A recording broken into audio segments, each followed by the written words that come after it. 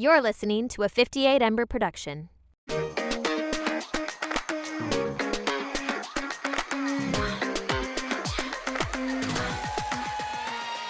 Hello, everyone. Welcome back to the Completely Fucking Clueless podcast. My name is Sarah Alice Liddy. I use she, her pronouns. And today it is you and me and you. It is a solo episode with me. So you guys, transparently, I have started this episode like 2 different times and stopped and deleted and restarted.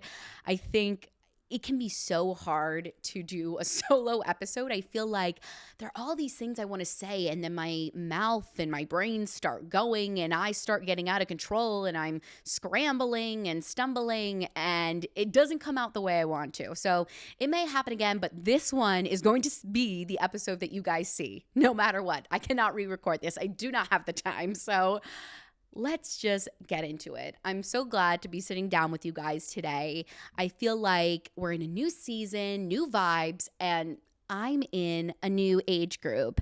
I'm officially like nearing toward the later 20s crew. I turned 26 last weekend, and it's crazy. I can't believe I'm 26, and I can't believe like all these things that I've experienced in the last 6 years happened in my 20s. Some of it just seems like so far away and such a different person, you know?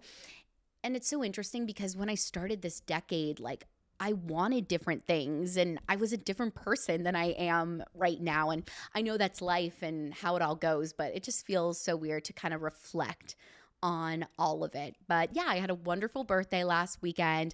I spent it relaxing and rejuvenating. I got the best massage of my entire life. If you are in New York, you need to go to Haven Spa. It's a little bit of a splurge, and transparently, my mom got it for me as a gift, but you have to go. It was the best massage I think I've ever gotten, even out of like the ones that I've gotten at fancy hotels.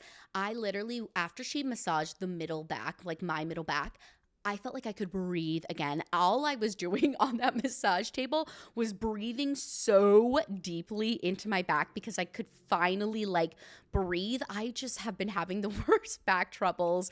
Like I feel like since I was around like 24-ish because of like the beds that I sleep on. And I just feel like also having gained some weight, like it's just been harder to like hold that weight on my back. And like I have these huge boobs. I'm like a G. So it can be really hard to like hold the weight. And when I like bend down, my back will go just like that. And so it was such a great massage. And then I went home and I got ready, and my parents and my partner and I went to Carbone. It was such a lovely time. I've been very privileged to go there a couple of times now. And I love it. You know, I feel like Carbone can sometimes be like, is it worth it? Is it not worth it? And I will tell you that I think it is worth it because I feel like my 3 criteria for a restaurant are all at a great level at Carbone. They have good food, good ambiance and vibes, and good drinks. Like I couldn't wait for an Aperol Spritz and an espresso martini from Carbone. Like that was all I was looking forward to for a couple of weeks. So that is why I enjoy it, because it has like all of those 3 things at a great level. And I find that a lot of the times like restaurants will have like 1 or 2 of those things at a great high level, and then the other one is like super low. So that is why I enjoy going there. And so if you can get a reservation, I do think it's a great experience. However, like I don't think you're necessarily like missing out on anything if you don't get a reservation or you can't afford it, because let's be real, Carbone is so expensive. And the only reason that I've been able to go is because transparently my parents have paid for me. So I always like to keep that line of communication open with you guys. But yeah, I had a great birthday weekend, and then the weekend before that I celebrated my birthday with my friends, and we went you guys, I cannot. It's like 5 o'clock and I've recorded so many videos today for my job at Vayner, and I'm just like, brain dead, mouth cannot function, but we're going to get through this, I promise. And then the weekend before my actual birthday, I spent with my friends and we went to a drag brunch. It was super fun. But transparently, you guys, I am like not in my going out era right now. I really feel like drinking and me are just like not really mixing for a variety of reasons. So number one, if you guys have listened to the podcast before, you know this, I am on Manjaro. And ever since starting Manjaro a couple of months ago, I really feel like my crave for alcohol, not that I necessarily had a crave prior to starting Manjaro. I've always been a very social drinker. I've never been like, I want to go home and cuddle up on my couch by myself and watch a movie and pour a glass of wine. That has never been me. I've always been the girl that will have like drinks when she goes out with her friends on the weekends. However, since starting Manjaro, I feel like I can't even really do that. Like I just don't have the appetite for it. I don't have the want to do it. Like even like, so my go-to bar drink is a vodka soda with a splash of pineapple. Like that just tastes disgusting to me now. Like the thought of going to a bar and just like drinking to drink is just like not for me right now. So that's been something that's been interesting. And then also I think because living in the city, drinks are so expensive. Like they're like basically somewhere between like $16 to $20 for a drink. And I just cannot wrap my mind around right now spending that kind of money on a drink because like, you know, my budget's pretty tight right now. And there's just things that I'd rather spend my money on than like going out and buying a drink. So I did go to this drag brunch with my friends and we did have a great time. However, I feel like I was in this weird headspace because I'm so used to like going out, especially for brunch and, you know, having like a turn time. And recently that just like hasn't been where I've been at. So I feel like I've been struggling with this like weird thought process of like going out and how to have fun going out and how to have fun going out and not drinking that much or at all. So I feel like my brunch for my birthday was a little bit weird because I was having a lot of these underlying thoughts about my drinking and my habits with drinking. So that was my birthday. And now I'm 26 and I signed up for health insurance this Monday. And it's crazy and it's so expensive. But basically, I wanted to do this podcast episode with you guys today, for you guys today, because I wanted to talk about some of the lessons that I've learned in the first half of my 20s, which I cannot believe are over. Like, okay, something that my brother, my youngest brother Aiden, does is because I'm the oldest of all the cousins, he always talks about how far out I am from 30. And now I'm only 4 years, and that's pretty scary. And so yeah, I just wanted to sit down and talk with you guys about some of the things that I have learned and I'm still learning and I'm still working on because they've really helped me. And these realizations and these things have helped me progress as a 20-something. And if I can help other 20-somethings my age, older than me, younger than me, even a 30-something, like that means the world to me because we are all struggling, you know, you guys, us 20-somethings, us young adults, we're struggling. There's so many things that are uncertain to us. There's so many things that we are adjusting to. And it's not easy to do it by ourselves or to do it alone. And so that is what Audrey and I love coming to this podcast for and putting it out for is to connect with you guys, to relate to you guys, to help you guys, for you to help us.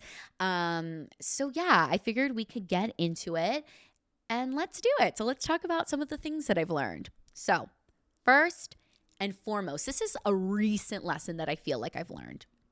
Burnout is not cute. As you guys know, if you've been listening to the podcast in February at least, I was sort of going through burnout for a couple of weeks. It kind of snuck up on me. Burnout is a sneaky bitch because, you know, you'll be working and you'll usually be working more than you probably should be. And then all of a sudden, it's like you don't want to get out of bed. You don't want to do any work at all. You don't want to see your friends or your family or your partner. You don't want to talk to anybody. It's like the symptoms start to creep out and then you realize like, oh, fuck, I am burnt out. I know that's what happened for me in late January, early February. I was just starting to feel these symptoms of like not wanting to get out of bed, not wanting to do work, not wanting to do things I'm passionate about. And those are really like red alarms for me when it comes to burnout.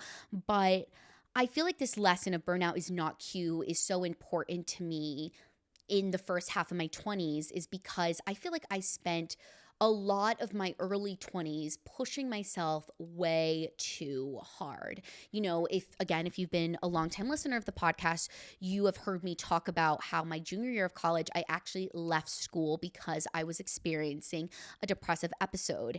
And I really feel like this depressive episode was brought on by me pushing myself way too fucking hard. And look, I am all for working hard. I'm all for passion. I'm all for determination. Do not get me wrong there. However, when you are constantly working, constantly pushing, constantly feeling like you're not good enough, so you are pushing harder and harder, and then you end up burnt out, I'm not for that, you know? And I feel like in my early 20s, because I was still in college, I was still pursuing my musical theater degree, you know, I put a lot of pressure on myself. And even during high school, I put a lot of pressure on myself. And I did so much. And I don't necessarily regret that, you know? But my whole identity was surrounded by my work ethic. I would always tell people I'm a hard worker, I'm passionate, I'm driven, grit, grind, you know what I mean? And it became so much of my identity that I remember when I left school my sophomore year, because I had been pushing so hard that like I just like fell off the cliff, you know? And so I feel like in my early mid 20s, what I've been learning and what I really feel like is solidifying, that's the word that I meant earlier. What I feel like is solidifying for me right now is that there needs to be break time and there needs to be balance. If you are constantly working, constantly pushing, you will end up in a state of burnout, you know? So from me to you, take a break, try and find your balance. I'm trying to figure out how to find balance transparently. You know, I feel like that's why I've been going through a harder time the last 6 to 8 weeks is like I'm struggling with my balance right now. My 9 to 5 responsibilities have picked up, and it's been harder to find time and energy for my side hustles. It's been harder to find time and energy for my relationships. And so sometimes it can feel like so all or nothing, like I'm working and then I'm doing nothing because I'm so dead. And I feel like that's another kind of sign of burnout is like you're working, and then you just like kind of crash and you can't do anything. And so I'm trying to figure out like how to manage my full-time job, the podcast, my own content creation, my relationship, my friendship, etc., you know, with time for rejuvenation and whatnot. And I would encourage you to do so too, especially my younger 20-somethings who are still in college or have just come out of college. You know, I think no matter what age you are, actually, you could benefit, you know, from finding the balance of it all. But what I'm saying is that I think as you grow older and you start learning these lessons, you figure out your balance more and more because you prioritize it, right? And so I think something that I didn't do in my early 20s was really prioritize, you know, work-life balance. And so I would just encourage you guys to do that, whatever phase you're at, but especially my younger 20-somethings, you know. I know that you think that the grind is all there is. And trust me, you can still make your dreams come true. You can still make all the things that you want to happen for yourself happen without beating and pushing yourself into the ground. So yes, first lesson, burnout is not cute. All right, let's move on to the next one. All right, you guys, so here is the next lesson. I can't spend my present worrying about things that haven't even happened yet. So, this is something that I really commonly do because I have had a generalized anxiety disorder since I was a little kid. All right. I spend a lot of time what ifing. All right. Even knowing this about myself, like I still do it. Okay. So, if you're a what ifer too, like we are in this together. Right. So, sometimes I can get really caught up in future thinking, in forward thinking. You know, like for example, today has kind of been a harder day for me. There's just a lot going on right now. And I have a lot of work to do in the next like 3 days. And so I was future thinking. Like, I was like, what if I can't get this done? What if I can't get that done? What's going to happen this? What's going to happen that, right? Da, da, da, da, da. And so all this future thinking just, it takes you out of the present and it almost like debilitates, that's the word, it debilitates you, right? And so you get stuck in it. And so then you aren't making any moves or any action because you're so caught up in the worry future thoughts, right? And so, something that I have learned in the first half of my 20s, I'm still learning, is that spending the present constantly worrying about the future is not doing me any justice, right? Because it's not letting me move forward or make action steps, right? So, for example, today, I was so caught up in all these worry thoughts and I reached out to my partner about it for support.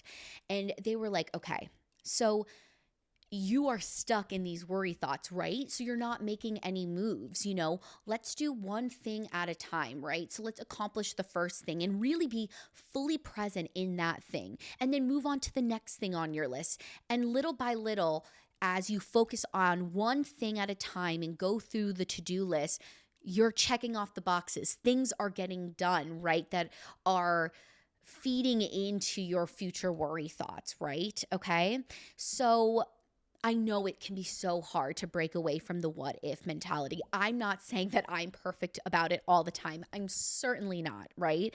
As I said today, I was in that spiral.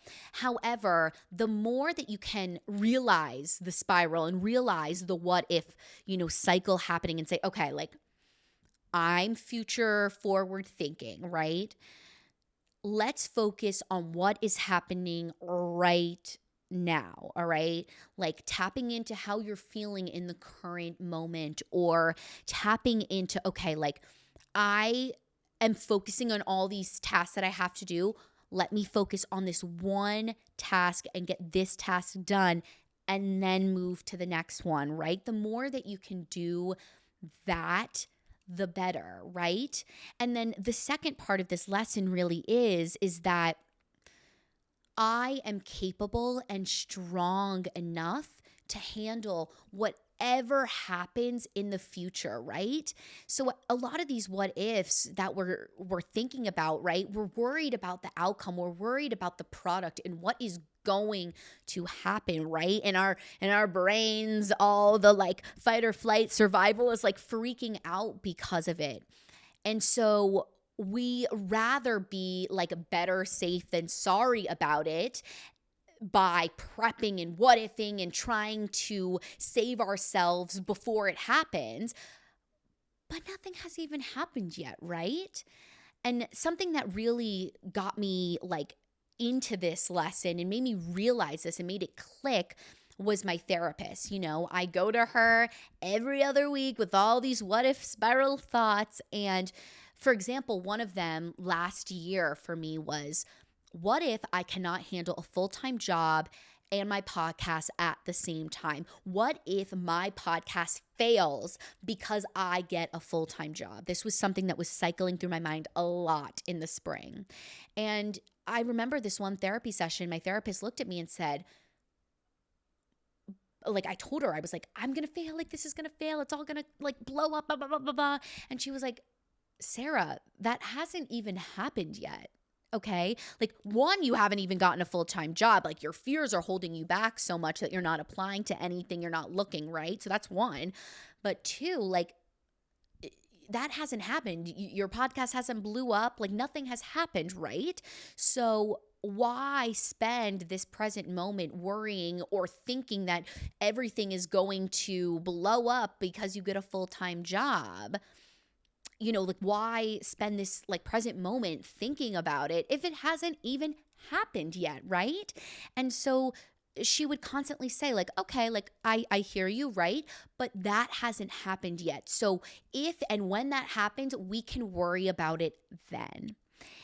And hearing this constantly, especially last year, when I was trying to figure out like where my life was going, I feel like end of spring into the summer, hearing this a lot, like made it finally click. And I would say to myself, and I would catch myself, in my what if spirals. And I was like, wait, this hasn't happened yet. So why am I sitting here catastrophizing about it, right?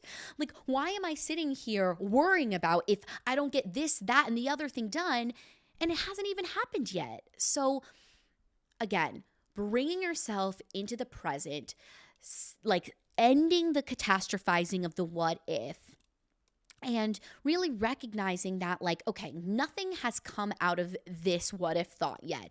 And whatever happens, like, I will be able to overcome the product of that when it happens.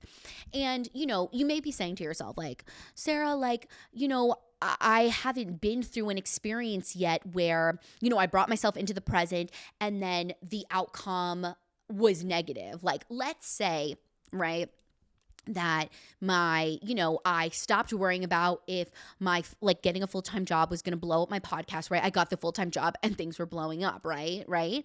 And then let's say that I got myself through that, right? I would have like this factual evidence that I can go and overcome like hard times. And so maybe you're sitting here and you're like, Sarah, like I haven't gone through and been through something like that. Like I don't have the evidence to prove to myself yet that I am capable and I am strong enough. You will. Going through your 20s, you will. I think because of all the uncertainty, you are going to constantly have to pivot. You're going to constantly have to overcome, and you are going to build up this knowledge within yourself that you can overcome hard things, okay? And so then you'll be able to say to yourself more and more and give yourself the factual evidence when you're spiraling about outcomes that you can get through it, right? And I think that's what I say to myself a lot of the time now. There are so many things that have happened to me in my 20s, even before my 20s, that I've come out of these really hard times and I've done it. I came out of it. I was able to overcome. And so I think when I'm spiraling about outcomes, I bring myself back to those moments. I was able to, like, for example, I was able to overcome a depressive episode and get myself out of it. I was able to make a career change and make good things happen for myself. I was able to do this. I was able to do that, thinking about the facts over the imaginary thoughts that you're having in your brain. I hope this lesson wasn't too all over the place and you guys could understand it, because it is something that has really, I feel like, changed my life. And if you have any more questions about it, like, please DM us, feel free. But truly, tapping in to your present, stopping the what if, and realizing that you are strong enough and you are capable to overcome whatever happens is a great lesson to learn in your 20s. And it's a great thing to start practicing. If you're hearing this for the first time and you're like, oh shit, like just start practicing when you're feeling that spiral, being like, just stopping yourself in the track and saying, okay, like I am spiraling. I'm thinking a lot about the future. None of these things have happened yet, all right? So let me focus on the present and what I'm currently doing now, what is happening now, rather than spiraling about an outcome or the future or the product. Because no matter what happens, like it will happen, and I can figure it out then. So I touched on this one a little bit when I was talking about burnout, but I just kind of wanted to reiterate it because, again, I feel like it's something that's really solidified for me recently, is just how important breaks are and how you should be taking a real break. I don't know if anybody else does this, but I do this, is I look at my free time, and instead of it being free time, I put career things, monetization things into that time, right? So, for example, my partner and I, a couple weeks ago, were going away to Connecticut. And this was during like my burnout period, right? And usually I would see a weekend like that and I would be like, okay, like let's throw the burnout aside. Like if everything was good in the mental, I would look at taking a break with my partner, like a long weekend. I'd be like, okay, yeah, like obviously there'll be, relaxation time, but I'm going to make this video. I'm going to vlog all day today. I'm going to show this experience. Like, right. I fill my free time with things. Excuse me, guys. I had a little burp moment there because I had lasagna for lunch. Anyways, I fill my free time with things. So when I'm supposed to be taking a break, I'm usually not actually taking a break. I am multitasking, doing something else, yada, yada, yada. And that can end up in like a burnout situation. But a couple weeks ago, when I was experiencing some burnout, I asked my partner to help hold me accountable. I said, do not let me film anything this weekend. No pictures, no content, no vlogging, because my mind goes to, right? I want to make my dreams happen.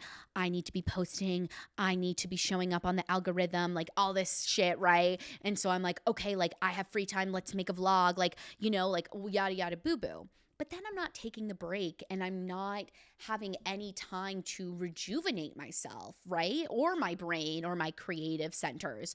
So when I had asked my partner to hold me accountable, and they did, and they helped me navigate when I was having these thoughts like I should be doing this, I should be doing that, like I came back from that weekend feeling so much better than when I had left because I actually took a break. I actually did not work on the side hustle, like anything. I came back and I was like 65% better than when I had left. And so I just wanted to say to you guys, if you have a vacation, PTO, a long weekend, whatever it may be, and sure, like for a regular weekend, like this weekend, right? All Saturday, Audrey and I are recording 3 different podcast episodes. It's a busy day, right? Sunday, Sarah's breaking. I will not be filming. I will not be posting. Like maybe I need to do an hour of work in there just so that I am not procrastinating anything, but it is break time, right? So I just encourage you guys, to schedule in break time for yourself and really have it be a break. Really take a step from the things in your life that are work or strenuous, etc. And it's different for all of us. Some people like love to exercise and that's their break. I know for me, I love listening to podcasts. Like I listen to The Toast. If any of you are toasters, I love to talk about it. Hit me up. That's a break for me. It can be sitting on your couch and watching TV. It can be going for a walk. It could be whatever you want to be. But really indulging in the break is such goodness for you.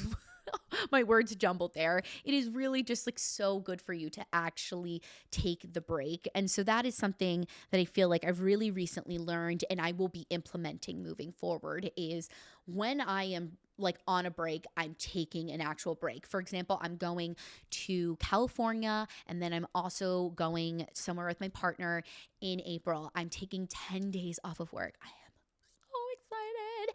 And yes, there are things that I'm going to need to do for the podcast, especially because our 100th episode is going to come out during that time that I will need to do, right? There's things that are going to need to happen, whatever, but really making sure during those 10 days that I am taking chunks of time to not vlog, to not post on social media, to honestly stay the fuck away from social media, to not think about my 9 to 5, etc. So yes, if you're like me and you tend to throw in work whenever you can, really value your time off, value breaks, because in the long run, you will come back from that break feeling so much more rejuvenated and creatively inspired. Like I know when I came back from that weekend away with Olivia, I felt so much better. Like I was like, oh my gosh, like I'm having this creative idea. I'm having that creative idea. Literally on Thursday, I thought my world was ending. I thought I was going into another depressive episode, but really all I needed to do was take an actual fucking break and like I'm okay again, So, and I think realizing that and seeing that made me step back and be like, oh my God, like if I gave myself more time or was more intentional about my break time, like maybe I wouldn't feel so run down all the time. So that is the third lesson, is to really take a break, value the break time, respect the break time. Okay, so originally when I thought of this idea for this podcast episode, I wanted to give you guys 5 things that I had learned in my first half of my 20s, but I couldn't think of a 5th one. So this is going to be the 4th one and the last one. And if you keep seeing me look down, it was because I was like, wait, am I recording this? That would have been terrible, especially after all of the starts and stops that I've had. But yeah, let's get into the last lesson that I really feel like I have learned in my early 20s. But first, I'm going to take a sip of water because hydrate or dihydrate, and I'm also on medicine that gives me the worst dry mouth. And it is terrible, and I fucking hate it. Anyways, the last lesson, and this is something that I've learned really in the last year and a half of my life, so much so that when I told you guys about my New Year's resolutions, I told you that I wanted to extend my communication skills and effort to my friends. So this is the lesson. Communication is key. I know this is cheesy and a commonly known phrase. However, as a current recovering communication suppressor, LOL, I came up with that. I've truly felt a difference in my life once I started to communicate to the people I love and who love me. Again, if you've been a longtime listener, I think you know that for a little bit of time, for 4 weeks, a month, my partner and I had broken up. And that time apart was really brought on by a lack of communication, and on both of our parts. However, for me, on my part of it, I have always been a person that gets afraid to rock the boat and to tell people how I actually feel, because I start to think, here are the what ifs again. I start to think about what if this person doesn't want to be friends with me after I tell them how one of their actions made me feel? What if this? What if that?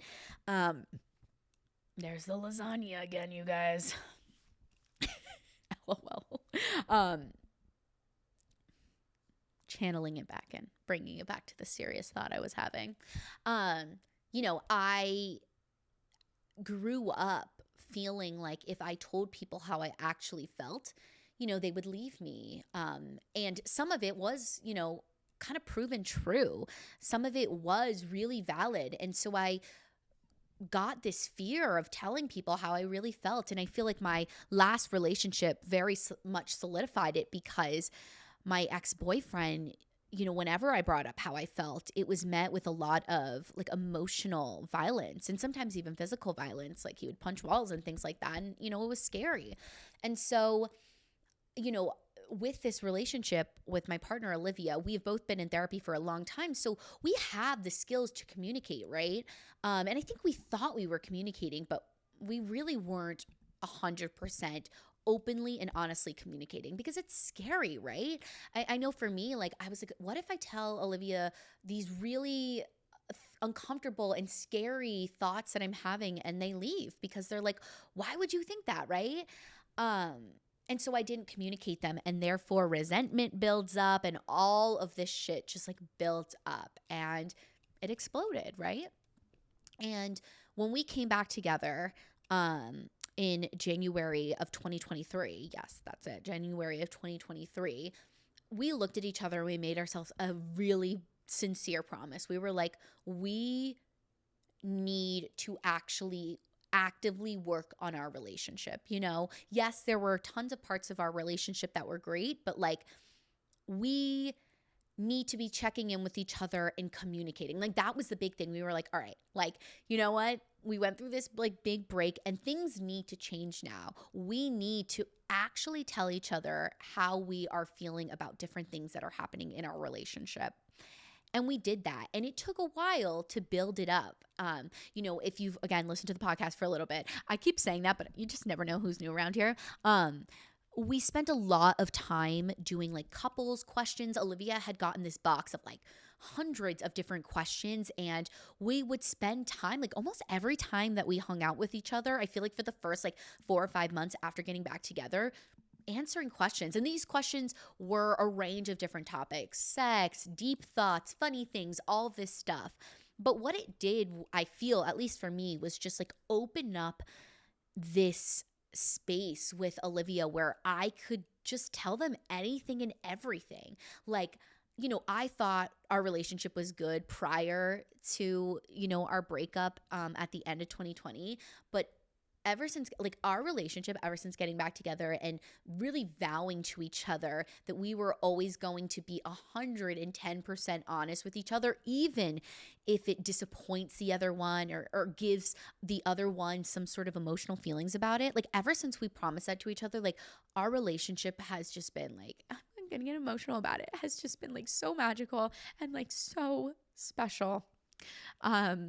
And it really shows you that, like, if you love somebody and, like, even, if you love somebody and things, whatever, aren't working in the way that you want to, like, if you work together, if you give each other, like, you're all, like, it can really work. Wow. I really didn't expect to cry about this. But, I think it is just, like, really special to be with somebody that you can go through this really hard time with and come out on the other side of it and to have put in like so much work and reap the benefits of that work, and to finally feel that like somebody loves you for like all of you, my God, you guys, I'm such a little simp here. They're going to listen to this and be like, oh my God. That somebody just loves all of you. Like, that is such a special type of love because, of course we've had like moments in the last year and a half where things have been like, harder, or we've upset one another, whatever. But because we worked on our communication, because, I finally felt safe enough to tell somebody how I was feeling no matter what, like, it just made our relationship so much better because, we would have the problem, we would address it head on, like, hey, you made me feel this way, da da da, and we were able to overcome it. Like, it honestly, like, the things that disrupted our relationship stopped, like, weren't as big or catastrophic anymore because we were able to just come to each other. And that took a lot of practice, especially as somebody that has feared open communication for so long. Like, it took a lot of work, and it still takes active work. I'm not going to say to you guys that 100% of the time, like, I don't get nervous to tell Olivia things when I'm upset or etc. But I trust them. And because of the work that we did, I know that no matter what I say to them, they're not going to hurt me. They're not going to XYZ, right? And so being able to communicate in this way is actually better for the relationship. Being open and honest is better for the relationship. Saying, hey, you hurt me, is better for the relationship than hiding it, right? And I think people, we do this because it's like we don't want to rock the boat. We don't want to disrupt the goodness. But honestly, disrupting it and just being honest with about it and having like a conversation, you have a conversation and then you move forward. It's so much better. And if anything, it's just shown me like how great of like a team we are. And so I really do feel like learning to communicate with people in your 20s is so important. Learning to tell people how you feel is so important. Again, I would highly recommend, if there is, somebody in your life, whether it's a friend, a partner, a family member, and getting those like communication cards out, like, do it. I know it may seem silly, but practicing communication makes it so much easier.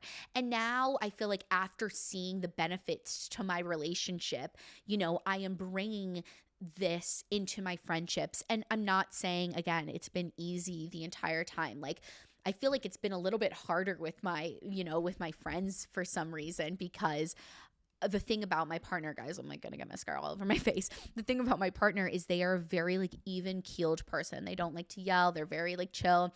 So, I know our conversations are never gonna like heat up, right? And I think with friends, sometimes I get nervous about that and I don't know that. But right, I need to put myself out there and continue to practice the communication, because the only way I'm gonna get the evidence that these people in my life who I love and who love me aren't gonna, blow up or like whatever, is through doing it. And if they do, and if there is a response that goes in a bad direction, that gives me the information that I need, right? That gives me certain information. And then it's like, okay, like, is this a good relationship to have in my life if this person that I love doesn't, want to hear me out in an appropriate way or in a way that I feel comfortable, right? So to all my communicator fearfuls out there, I cannot stress enough how life-changing it has been in the last year and a half to really work with myself in therapy, by myself too in my own life, and then with my partner on communication skills. And now I am working towards that with different friends in my life. And again, like, I think it has been beneficial and whatnot. Wow. I feel like that really took me by storm, you guys. I didn't think I was going to get that emotional about it. It's just like been an emotional day because I had therapy today, had a lot of like stress going on today. So, but yeah, so communication really is such an important thing, and it's really impacted and changed a lot in my life in the last year and a half for the better. And so I can only stress enough to you guys to practice it and to do it. But those are the lessons that I feel like I've learned so far in my 20s. And like I said, I think I said this at the beginning of the episode, it's just so crazy that I'm 26, especially because I feel like maybe like 23 or 24. And, I'm looking forward to my later 20s. I'm a little bit nervous because of like the whole like Saturn return thing. Like, I'm wondering if I'm going to go through another period where I'm just like, what the fuck is going on with my life? Like, I mean, I'm still like that, but I'm a little bit less like that right now. But if anybody has gone through a Saturn return, please hit me up and tell me I'm going to be okay. And, I think growing older only brings new challenges. But I think, especially what I've learned from the episode that we released last week with Elizabeth is that as you get older, you only get to know yourself more and more. And that benefits you, right? Because you're able to move through life so much easier than when you're a 20-something and literally you don't know anything about yourself, anything about the way that you operate, etc., because you've been in school all your life, you've been taken care of by people all of your life, etc. So I'm looking forward to what the next 4 years, oh my God, I cannot believe that it's only 4 more years of my 20s will bring. I imagine there'll be so many more clueless moments and uncertain times and things to navigate with you guys. And I'm just so excited and happy that I get to share. I'm going to get emotional again. What the fuck is wrong with me? That I get to share my life with you guys. And for all those people that like show up every week and listen to Audrey and I and learn from us and relate to us, like, thank you so much. Like, it is just like such an honor getting to be a part of your life, and it's an honor for you to be a part of our lives. So yeah, I'm 26 now, bitches, and let's see what this year has to bring. Am I right, or am I right? Okay, I need to shut up and take a break. Literally. You know what I'm doing after this, everybody? I am taking a break. I'm going to walk my butt to my corner store, and I think I'm going to get myself a deli sandwich and a Coca-Cola, and I'm going to take a break for a little bit before I need to hop into my next work thing because I've been working for a couple hours now, and as you can probably tell from this episode, I'm going a little crazy and things are not connecting anymore.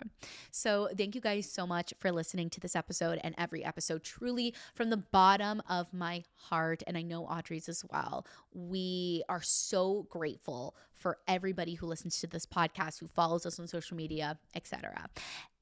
With that being said, again, I was going to lose my words there, you guys. With that being said, you can follow us on Instagram at Completely Fucking Clueless and on TikTok and YouTube at Completely FCKING Clueless. Come join the Clueless fam on socials. We're trying to like revamp a little bit. We've been posting on TikTok a lot more. We have had the wonderful Amanda Wan come on and help us out with podcast videos as well. So we are hoping to put out more content with some help. That's another lesson. Ask for help when you need it, you guys. It's okay to ask for help. Anyways, let me wrap this up. Maybe I'll talk about that another time. Love you guys. Have an amazing week. Have an amazing Tuesday. And don't forget to be motherfucking clueless. Love you guys. anything.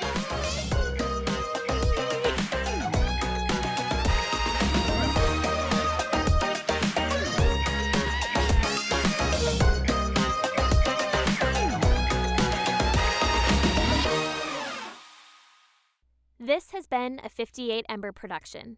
For more shows, please visit the 58 Ember channel, 58ember.com, or find us at 58 Ember Media on socials.